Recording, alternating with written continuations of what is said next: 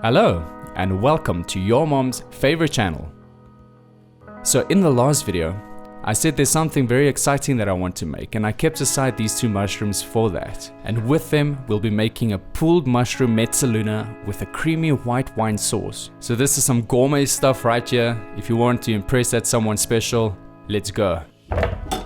I had these in the fridge for about 2 days. They started going a little bit soft. I don't think that will be a problem. We'll be pulling these with a fork, and ever so gently you'll start brushing its hair. And the more you brush, the more you'll see the hair forming. And that's what the pulled mushroom is. And just carry on until you pull the whole mushroom. It's important that you start off gently. That will just ensure that the strands will have a variety of thicknesses. This step took about 5 minutes for both mushrooms. And then you'll end up with something like this.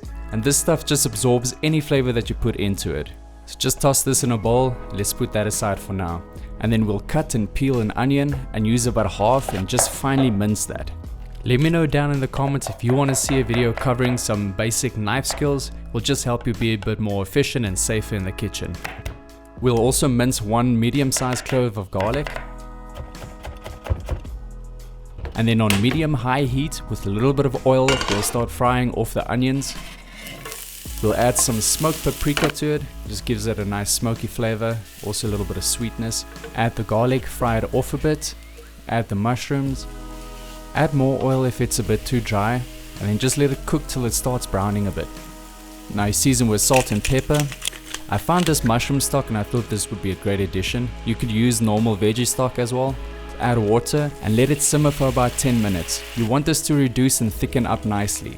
Put it in a container and just let it cool down a bit. Luigi, bring me the egg-free pasta. This is a very basic egg-free pasta recipe. Making your own pasta at home is actually very cheap. All you'll need is this: a little bit of water, wheat semolina, all-purpose flour, a little bit of oil and salt. And we'll be making this gourmet as f*** using some black truffle flavored olive oil. I don't know where to get real truffles. Living in Kimberley makes it very difficult to get my hands on things. And then while we're at it, let's make it black using some activated charcoal. In a bowl, we'll measure out a cup of semolina flour, a cup of all-purpose flour, a teaspoon of salt, and a tablespoon of activated charcoal. Mix all the dry ingredients properly before you start adding the wet ingredients. We'll take 1 tablespoon of olive oil and 1 tablespoon of the black truffle oil. And then start mixing everything together with half a cup of water.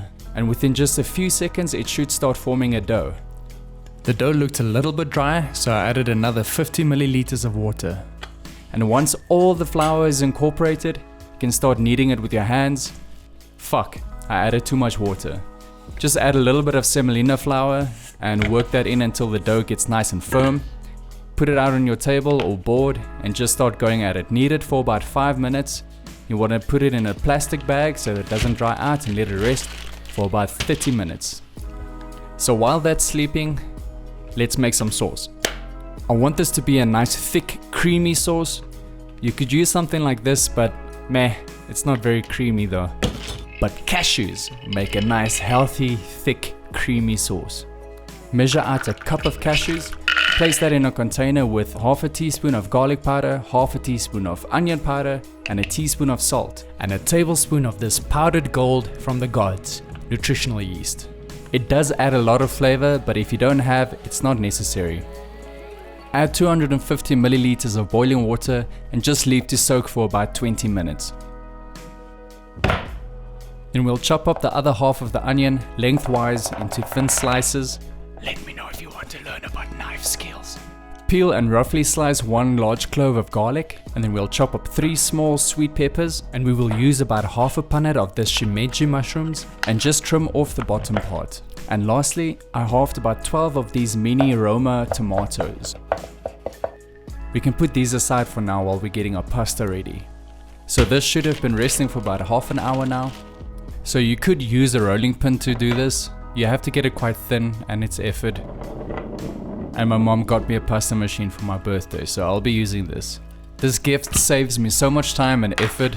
Making pasta isn't such a hassle anymore. So it clamps onto the table over here. It has this little spinning majig.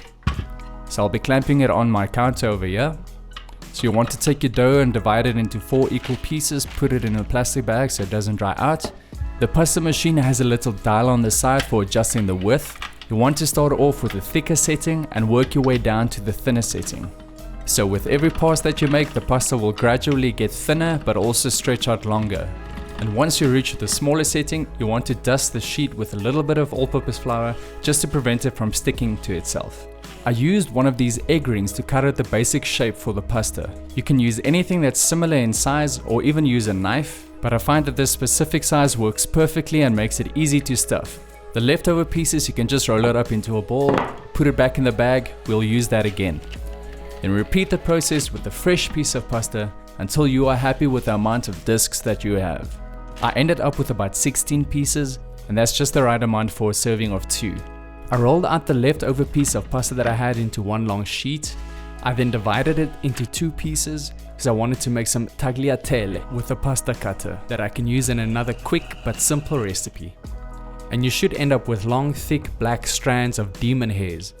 Just swirl it up, fold it into a little circle, make it look cute, put it in a container, and keep it for the next recipe. A Super Mario! Woohoo! Let's start stuffing these things. I'm using a little bit of homemade basil pesto and just a small scoop of the pulled mushroom. You take some water and you just line it around the rim. That will act as a glue.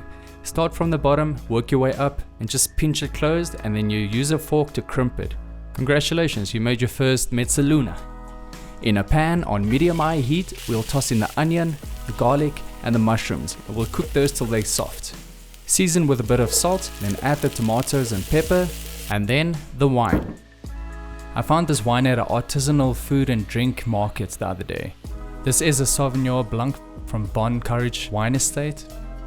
And have a look in the description. I will leave some links to websites where you can check what's vegan and what's not in South Africa. It helps make your life a little bit easier. You'll need a small cup of wine. I'm joking, you'll need a big cup of wine.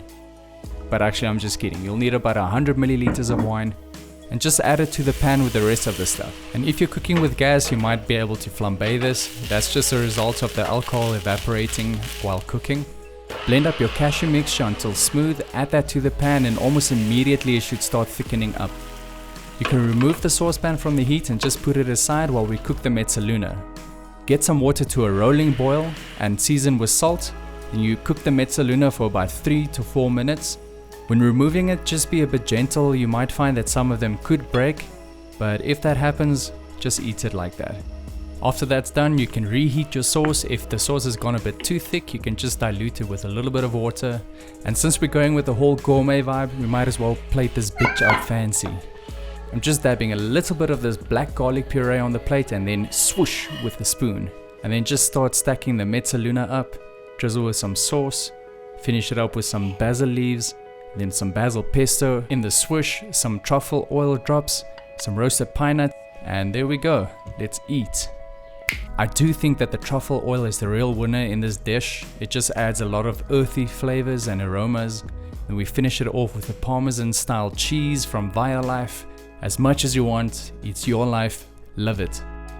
I'm sure whoever you'll be cooking this for will appreciate the f*** out of you. Enjoy it.